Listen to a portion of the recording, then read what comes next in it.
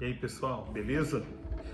Estamos aqui novamente no seu canal Licitação e Gestão, trazendo mais informações sobre esse mundo complexo e vasto das licitações e contratações públicas. Para quem não me conhece ainda, meu nome é Frederico e eu estou aqui para compartilhar com vocês mais um pouco do meu conhecimento. Sou servidor público há quase 26 anos, está chegando, né? Dia 10/10 agora eu faço 26 anos de Ministério Público. E estou aqui para compartilhar meu conhecimento, como eu disse. E qual que vai ser o tema de hoje? Um tema que eu achei que fosse interessante e eu vou falar hoje sobre intenção de registro de preço, né? O que é isso, como é que funciona, para que serve. Então, continue comigo depois da vinheta.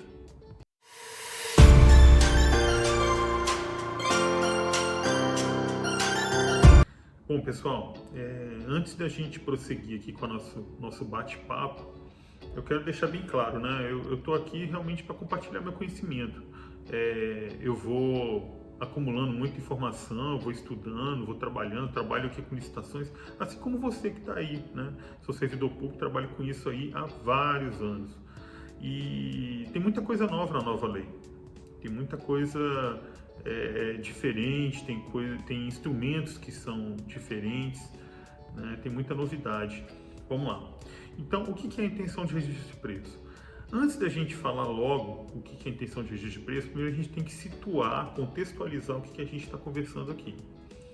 Primeiro, para falar de intenção de registro de preço, a gente tem que falar de registro de preço. O que é registro de preço? Bom, a nova lei de licitações, ela agrupou alguns instrumentos que não são novidades para a gente, pelo menos a grande maioria, né? E juntou tudo e chamou isso aí tudo de instrumentos auxiliares. Foi isso que ela fez.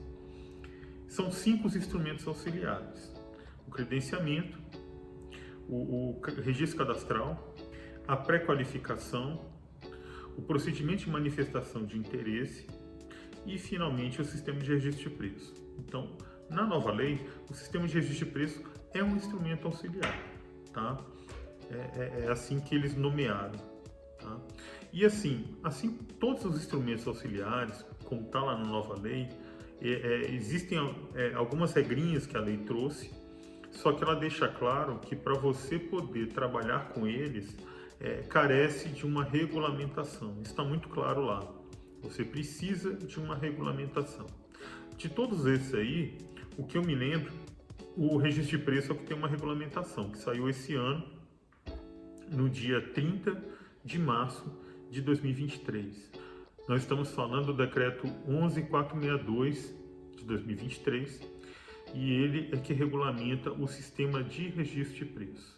Vamos falar aqui só assim, para quem não sabe, né, para quem ainda não passou por isso, não conviveu com o sistema de registro de preço, da forma como ele era e como ele basicamente porque não mudou tanto assim, tá?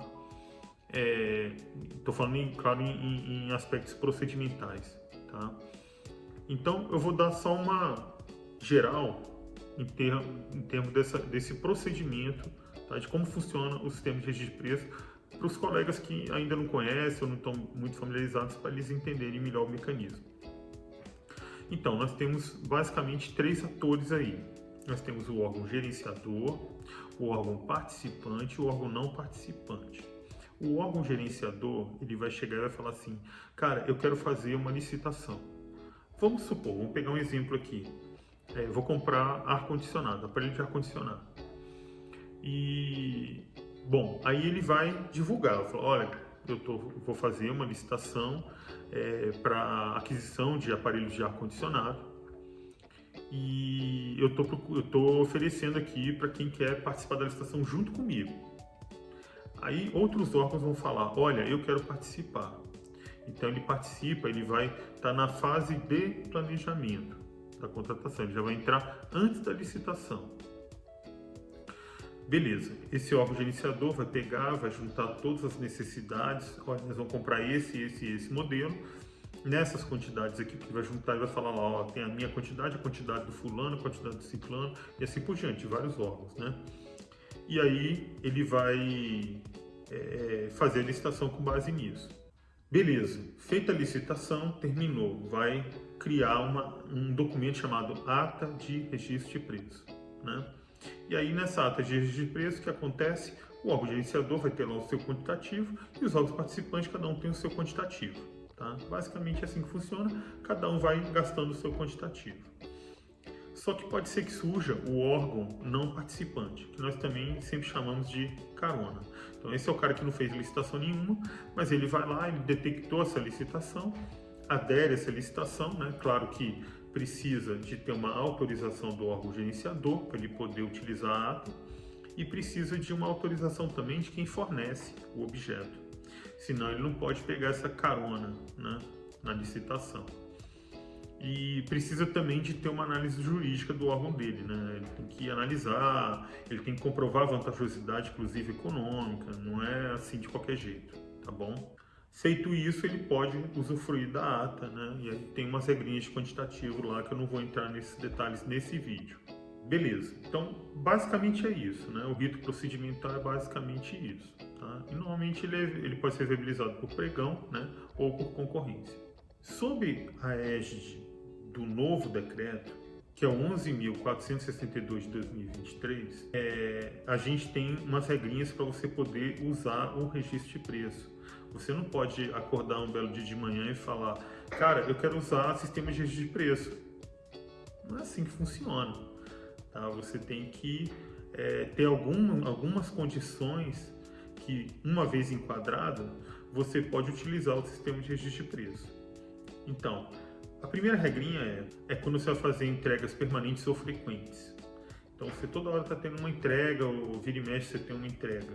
Aí você pode utilizar o sistema de registro de preço. Vamos a um exemplo. Por exemplo, fornecimento de café. Isso é o clássico, tá bom? Tem órgão ainda que compra, por exemplo, garrafão de água mineral. Tudo bem. Então aí você vai fornecer dessa forma. Né? Então aí ele entra numa contratação mediante sistema de registro de preço. Quando for para aquisição de bens de forma parcelada, né?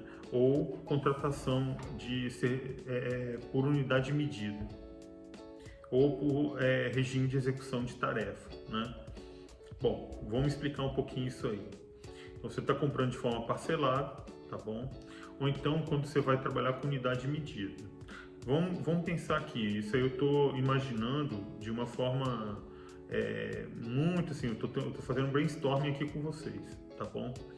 Então, vamos supor, o cara quer fazer um serviço de trocar o piso de um órgão. Então, vamos fazer assim, piso flutuante. Piso flutuante é muito fácil, é só você tirar, se você tiver um carpete e for trocar para o piso flutuante, você tira o carpete e você vai encaixando no piso flutuante, né? Não chega a ser uma obra, né? Você está fazendo talvez uma reforma, não sei. E você pode fazer inclusive por pregão e aí você pode fazer por preço unitário. Então você faz por metro quadrado ou por metro linear, não sei como é que é exatamente, tá, gente? Eu não sou engenheiro, eu não sou dessa área, eu sou arquiteto, tá bom? Eu tô aqui chutando, imaginando uma possibilidade para a gente poder pensar aqui. Então você pode ir comprando por metro linear, metro quadrado, tá bom? E aí esse seria o caso, né? Que mais? Qual que é a outra possibilidade? Quando você vai fazer uma licitação com mais de um órgão, né? Então, você está lá, você vai fazer com mais de um órgão e aí você pode utilizar o sistema de registro de preço. Isso é bacana, eu vou compartilhar com vocês a minha experiência, né? Eu quando era pregoeiro não, eu já era coordenador de administração num outro órgão e a gente precisava de comprar aparelho de ar-condicionado, por isso que eu usei até o exemplo anterior, né? E o que aconteceu? Uma peculiaridade, né? A gente tem vários órgãos e tem um órgão maior que, como é que se diz? Controla o orçamento, né? E eu fui falar com o pessoal desse órgão, né? Solicitar mais orçamento, né? Para bem permanente, para poder comprar esse aparelho de ar-condicionado. E era agosto de um ano aí e o dirigente lá falou para mim, olha, eu não tenho como liberar agora. Eu tenho que esperar as outras unidades me devolverem o recurso, né? Se eles não verem que não vão conseguir gastar, eles vão acabar me devolvendo. Eu só consigo sinalizar esse recurso para você lá para outubro, novembro, mais possivelmente novembro. Falei, pô, mas aí já acabou o ano, né? E mas é o que eu posso fazer, né? E aí eu fiquei pensando, poxa, ar-condicionado é um bem permanente e tal, fica complicado. O quantitativo é previsível. Aí entra, eu já estou adiantando aqui, mais uma possibilidade de você fazer registro de preço, quando você não consegue prever com exatidão o seu consumo, tá? Que é uma flutuação. O clássico disso aí é quando você vai adquirir material de expediente, né? Isso é clássico. Mas vamos continuar aqui com a nossa conversa. Então eu fiquei assim, poxa, dá para prever, não é compra parcelada, é compra de uma vez só e tudo, não é continuado. Bom, fica complicado, né? Como é que eu vou fazer isso? Ah, mas se eu tiver alguém fazendo licitação comigo, eu posso fazer, né? O outro decreto já me possibilitava isso.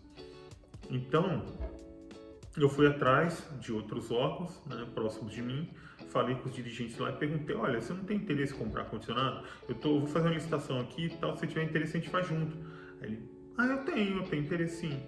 E aí o outro também eu perguntei, ele também tinha interesse. Então eu fiz uma licitação, virei o órgão gerenciador, né, eu que fiz todo o trabalho pesado, né, basicamente.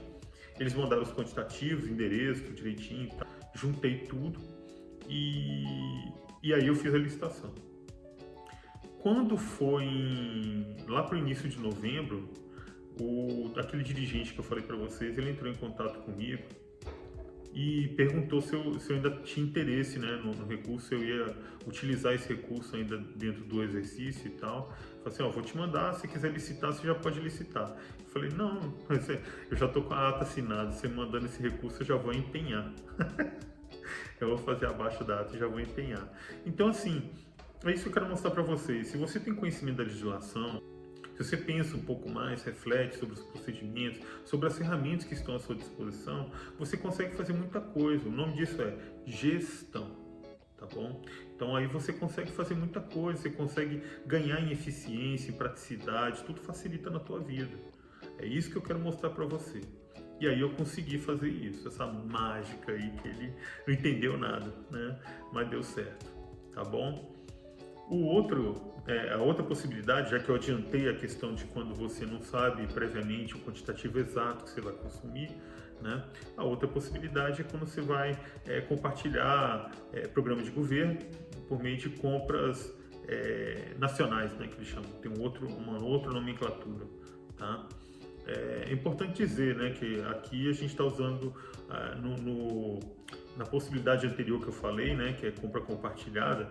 Eu uso o termo compra compartilhada porque eu vim de um tempo um pouco mais antigo, né? A nova lei já está tratando com uma outra terminologia, compras centralizadas. Tem até livro utilizando essa nomenclatura já, né? Mas assim, quando eu trabalhei, inclusive eu fui chefe de uma unidade especial para trabalhar com compras compartilhadas dentro do Ministério Público Federal, o nome era compras compartilhadas. Tinha até cases de sucesso sendo publicados, tem artigos, né? E eu trabalhei exaustivamente nisso e foi muito bom, foi um excelente aprendizado. É bacana, você faz um network interessante e você vê muito resultado bacana para a administração pública, né? Economia de escala, entre vários outros, tá bom? E aí nós temos mais dois casos aqui que são específicos, que é quando você vai fazer um sistema de registro de preço para obras e serviços de engenharia. Isso antes não era possível, né? A nova lei que trouxe essa possibilidade. Mas, como é que eu vou fazer um registro de preço para uma obra, né? Assim, você pensar assim, de uma forma imediata, você acha esquisito, porque assim, eu vou construir um prédio, tem um projeto arquitetônico e tal, tem as características próprias do terreno e tal, e assim, não dá para fazer, né? Mas assim, à primeira vista realmente não dá, porque a gente tende a pensar dessa forma, tá? Mas o decreto trouxe as possibilidades de uma forma muito correta e muito interessante. Vamos a elas. Ele fala que é quando você for utilizar, né, quando o seu termo de referência, projeto básico, anteprojeto ou projeto executivo, for padronizado e não trouxer tanta complexidade assim. Nesse caso, ele está caindo no que o professor Vitor Amorim denomina que seriam obras comuns de engenharia. Tá? E aí tem um detalhe aí na nomenclatura, na definição, no conceito legal do que é isso, tá bom? Eu posso até trazer um vídeo aqui, o professor Vitor Amorim explica isso aí muito bem, é muito interessante, tá? Mas eu posso preparar um vídeo para você, se você quiser, tá? É só colocar aí nos comentários, manda mensagem, tá bom? Aliás, aproveitando que a gente está falando sobre isso, né? Se você puder, dá um like aí no canal, tá bom? Aperta o sininho, para receber as notificações, se inscreve, me segue aí, compartilha para outras pessoas que acham interessante isso também, que estão precisando desse tipo de informação. Eu tô aqui para ajudar, tá bom, gente? Mas vamos lá, vamos prosseguir. Então esse é um dos casos, tá bom? Vamos ao segundo. É quando há uma necessidade permanente ou frequente de uma obra ou serviço de engenharia, tá? Então, assim, é parecido com o que a gente falou agorinha para os demais objetos. Os órgãos de controle, antes da Lei 14.133, eles já ficavam batendo essa tecla. Eles nunca gostaram muito do órgão não participante. Eles sempre privilegiaram que houvessem órgãos participantes. Por quê? Porque existem vários benefícios, tem muitas vantagens, tá? Você já entra com a redução do preço por causa do ganho de escala, tem muitos órgãos. Você usa o poder de compra do Estado para forçar que o fornecedor faça uma condição melhor para você. Você também reduz a corrupção, eu vou explicar isso mais à frente, tá? Tem uma redução interessante na possibilidade de haver algum tipo de corrupção. E assim, tende a ser uma compra mais bem feita, né? Porque você parou, trabalhou com outros órgãos e tal, então tende a ser uma licitação mais bem pensada, vamos dizer assim. E aí o que acontece? A própria Lei 14.133 trouxe o planejamento como princípio, está lá no artigo 5º, que isso também é uma novidade. E mais ainda, ele fortalece a importância do planejamento quando você vai lá no artigo 11 da mesma lei, no parágrafo único, que aí ele trata de governança. E ele não trata só de governança, ele fala de governança, né? Falando lá na frente a importância do planejamento, tá? Como instrumento de governança. O planejamento é muito importante.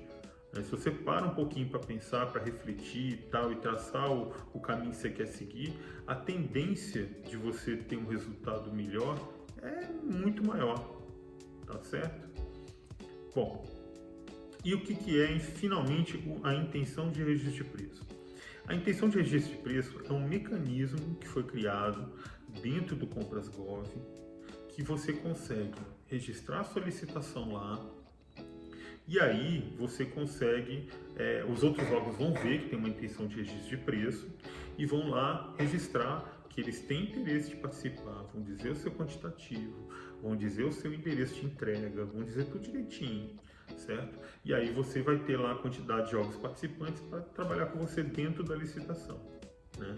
Você vai juntar todas essas necessidades, vai arrumar direitinho numa tabela e vai fazer a sua licitação. Tá? Então, basicamente é isso. A intenção de registro de preço, tá? É um mecanismo que é materializado por um aplicativo dentro do Compras.gov, vamos chamar assim. Tá? Só que existem regrinhas. Essas regrinhas teve pouquíssima alteração entre o decreto anterior, que é o 7289 de 2013, para esse agora mais recente, o 11.462 de 2013. 2023, desculpa, cabeça. Bom, então vamos lá. Então, assim, as regras são basicamente as mesmas. Por exemplo, você coloca o IRP lá no ar, você fez o IRP, você tem 8 dias úteis, no mínimo, para dar de prazo para as pessoas, né, para os outros órgãos se manifestarem quanto ao interesse em participar da solicitação. Essa é uma das regras, tá bom? Vamos às próximas. Uma diferença é o seguinte, no decreto antigo, o órgão gerenciador ele poderia, desde que justificado, dispensar a utilização do IRP. Tinha muito órgão que não queria, não, sou só eu, entendeu? Então ele poderia dispensar desde que justificado, né? No caso agora, do novo decreto, a redação fala que ele pode fazer isso desde que ele seja o único contratante. Ou seja, se eu quero fazer somente com esse órgão aqui, não, aí você já sai da regra. Aí você tem que obrigatoriamente fazer a intenção de registro de preço. Beleza? Nos dois casos, nos dois decretos, tem uma regrinha que continua, que é o órgão gerenciador ele pode estabelecer a quantidade máxima de órgãos participantes. Mas, de qualquer forma, não. De qualquer forma, não. Ele tem que fazer isso de forma justificada, tá? E de acordo com a sua capacidade de gerenciamento. Cara, isso é meio complicado, né? Ficou muito subjetivo, porque existem muitos órgãos pequenos. Eu mesmo trabalho num órgão que não é grande, é um órgão pequeno. Então a gente tem que avaliar muito bem essa questão da capacidade de gerenciamento e tem que saber justificar da forma correta e adequada, tá bom? Pensem bem antes de fazer isso, de você limitar a quantidade de órgãos participantes e se você for estabelecer uma quantidade de órgãos participantes, cara, calibra bem essa justificativa, pensa bem, porque não é um trabalho simples não, tá bom? Também nos dois decretos, existem mais duas regrinhas que são, primeiro, o órgão gerenciador, né, ele é o responsável por juntar todas as informações, compilar, fazer uma planilha, né, e botar lá a tabelinha dentro do termo de referência. Tá? E também nos dois casos tem uma outra regrinha que é o órgão gerenciador ele pode aceitar órgão participante mesmo depois de ter fechado a intenção de registro de preço, desde que motivadamente. Então ele justifica e aí ele aceita mais um órgão participante se ele achar interessante, se ele quiser ajudar uma outra instituição. Agora vem uma regrinha que, assim, minha visão, tá? Porque eu trabalhei um tempo com combate à corrupção, eu fui secretário executivo, e assim, essa é a minha visão, tá? Sempre foi, e antes de eu trabalhar com isso eu já tinha essa visão. É a obrigatoriedade do órgão gerenciador, dos órgãos participantes, quer dizer, registrarem a sua concordância com o termo de referência. Gente, isso é muito sério, tá? Eu trabalhei com isso, com compras compartilhadas e tal. Isso é muito interessante. Por quê? Porque se eu vou fazer uma licitação com 5 órgãos, por exemplo, 6 órgãos, eu só consigo seguir em frente com essa licitação se todos eles concordarem com o termo de referência. Olha, esse termo de referência está ok. Então, quando eu faço isso, né, eu não consigo fazer uma especificação direcionada, eu não consigo. É muito complicado, porque eu tenho mais 5, 6 órgãos ali interessados que eles podem dizer, não quero desse jeito não, eu quero desse jeito aqui. Por que você está fazendo isso? E tal. Isso não vai me atender, entendeu? E vai criar uma confusão, uma rusga, um problema aí. Então, quando você faz dessa forma, você tem vários órgãos participantes e todos eles olhando para dentro do termo de referência, é muito mais difícil de você criar um ambiente de corrupção, de fraude, de desvio. Eu acho muito interessante isso. Isso tinha dentro do decreto antigo. No decreto novo, lamentavelmente, isso é minha ótica, tá? Meu posicionamento. Lamentavelmente diz que você pode dispensar isso. Ele está falando que se você achar adequado, você pode dispensar esse de acordo dos órgãos participantes dentro do seu termo de referência. Então, se ele entender pertinente, ele pode dispensar isso aí. Eu não concordo com isso, eu não acho legal isso. Eu vou até dividir com vocês um pouco da minha experiência. Quando eu fazia licitações assim, compras compartilhadas, era muito interessante, porque um dos requisitos principais era as licitações tinham que ter algum critério de sustentabilidade. Então a gente se virava para realmente colocar algum critério de sustentabilidade nessas licitações, muito antes da 14.133. Tá? Então esse negócio de que todas as licitações têm que ser sustentáveis, isso a gente já fazia antes. Tá? E foi bem interessante, a gente teve muito aprendizado. Tá?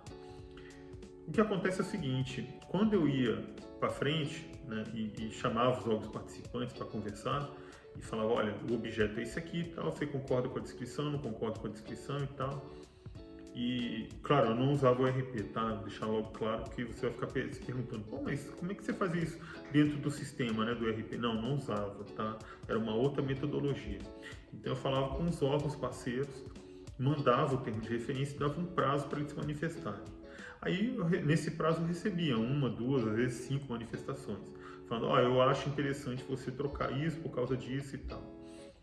E como é que qual era a premissa que a gente utilizava?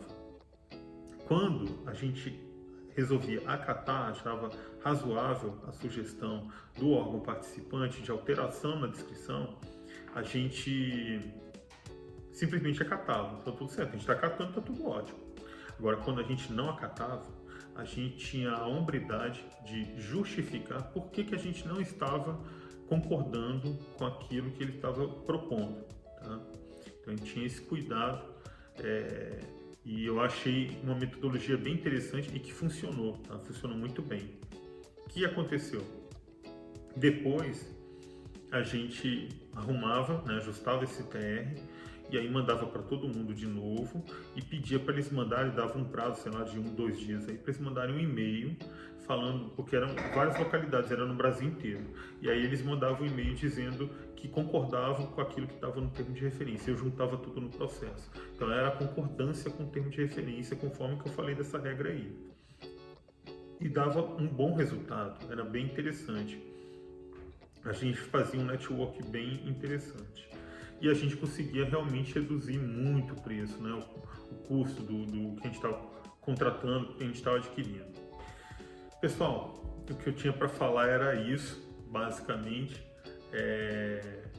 Foi bacana conversar sobre isso aqui, porque eu lembrei um pouco do passado.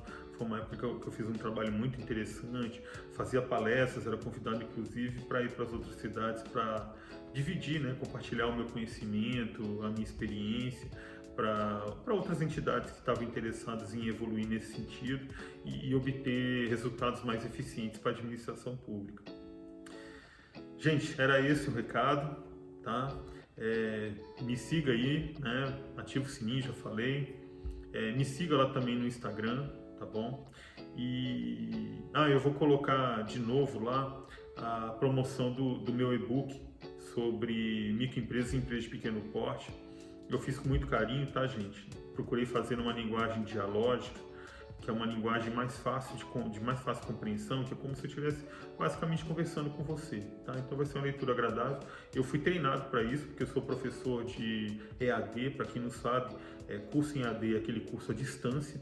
Então já escrevi vários materiais em EAD, fiz curso para ser professor em EAD, fui coordenador de curso em EAD, tá bom? Já fui tutor, né? Fui conteudista, então eu tenho uma experiência nisso aí. Procurei fazer uma linguagem bem agradável para você poder usufruir do material, entender claramente, tá bom? E ficar satisfeito.